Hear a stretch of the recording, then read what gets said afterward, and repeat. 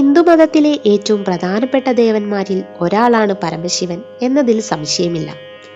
കാരണം അദ്ദേഹത്തിൻ്റെ ഓരോ രൂപവും ശക്തമായ പ്രതീകാത്മകതയുള്ളതാണ്. സൃഷ്ടിയുടെയും സംഹാരത്തിൻ്റെയും ദൈവമാണ് അദ്ദേഹം.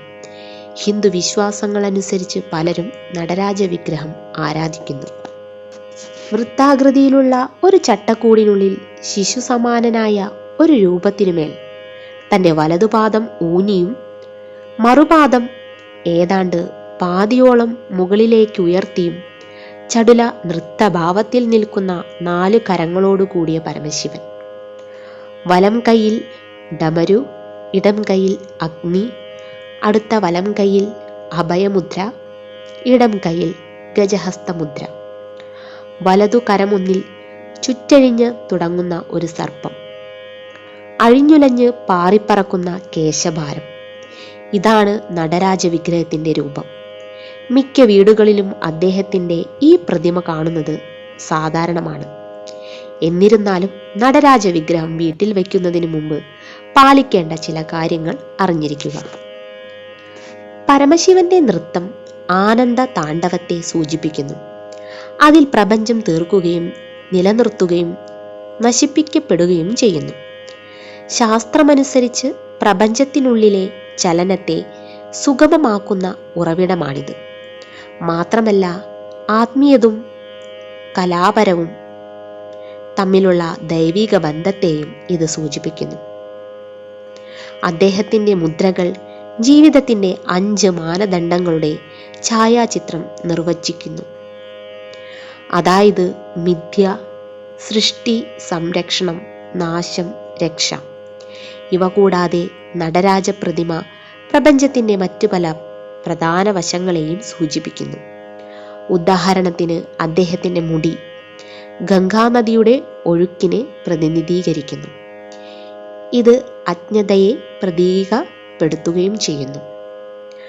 പാമ്പിനെ തലയിൽ ചുറ്റുന്നത് ഭൂതകാല, വർത്തമാന, ഭാവി ജീവിത വശങ്ങളെ പ്രതിനിധീകരിക്കുന്നു. വീട്ടിൽ ഒരു പരമേശ്വര വിഗ്രഹം സ്ഥാപിക്കുന്നതിന് ചില നിയമങ്ങളുണ്ട്.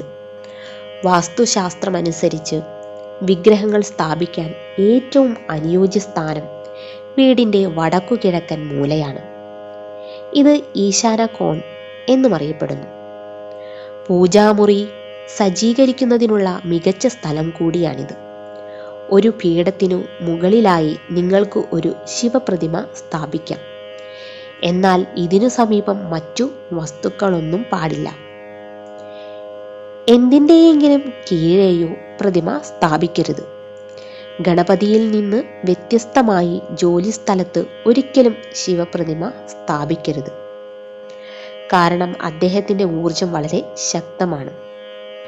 ധ്യാനിക്കുന്ന ഭാവത്തിലുള്ള പരമശിവന് സ്വാഭാവികമായും ശാന്തമായ ഊർജമുണ്ട്. അതേസമയം നൃത്തം ചെയ്യുന്ന ശിവന് ശക്തിയുള്ള ഊർജമാണുള്ളത്. എല്ലാത്തിനുമുപരി ഇത് സൃഷ്ടിയുടെ നൃത്തമാണ്. ശിവപ്രതിമ വീട്ടിൽ വയ്ക്കുമ്പോൾ ഇത് ഓർക്കുക. കാരണം നിങ്ങളുടെ ഊർജത്തെ ഏതു വിധത്തിൽ പ്രോത്സാഹിപ്പിക്കണമെന്ന്. ഉദാഹരണത്തിന് ഉയർന്ന ഊർജമുള്ള വ്യക്തിത്വത്തിന് യഥാർത്ഥത്തിൽ വേണ്ടത് ധ്യാനത്തിലിരിക്കുന്ന പരമേശ്വര വിഗ്രഹമാണ്. വീട്ടിൽ എല്ലായ്പ്പോഴും ഒരു ശിവപ്രതിമ മാത്രം സൂക്ഷിക്കുക. 2 അതിലധികമോ ശിവവിഗ്രഹങ്ങൾ സൂക്ഷിക്കുന്നത് അവയുടെ ഊർജത്തെ പ്രതിരോധിക്കുന്നു. വീട്ടിൽ ഊർജം നിറയ്ക്കാൻ ഒരെണ്ണം തന്നെ ധാരാളം. പരമശിവനെ എങ്ങനെ ആരാധിക്കാം? എല്ലാ ദിവസവും അതിരാവിലെയും വൈകുന്നേരവും പതിവായി പരമേശ്വരനെ പ്രാർത്ഥിക്കുക. പ്രതിമയുടെ അരികിൽ ചന്ദനത്തിരികൾ കത്തിച്ചു വയ്ക്കുക. ഓം നമഃശിവായ മന്ത്രം കുറച്ച് തവണ ചൊല്ലുക. തിങ്കളാഴ്ചകളിൽ പാൽ അല്ലെങ്കിൽ പാൽ ഉപയോഗിച്ചുണ്ടാക്കിയ മധുര പലഹാരങ്ങൾ അർപ്പിക്കുക. പരമശിവനോട് പ്രാർത്ഥിക്കുന്നതിന് മുൻപ് എല്ലായ്പ്പോഴും ഗണപതിയെ ആരാധിക്കുക. പ്രാർത്ഥനയുടെയും അനുഗ്രഹങ്ങളുടെയും വേളയിൽ അദ്ദേഹം നിങ്ങളുടെ തടസ്സങ്ങൾ നീക്കും.